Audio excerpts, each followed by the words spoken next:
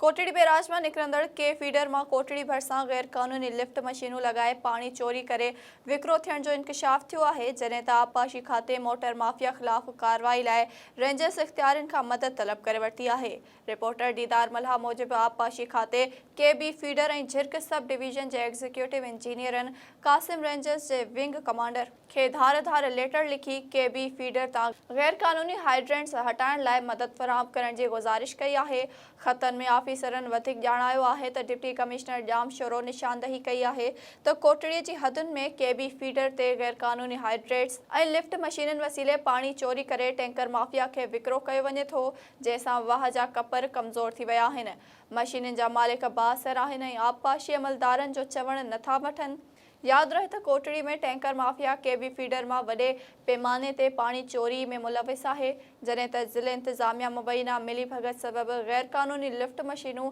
हटाइण खां लवाए रही है।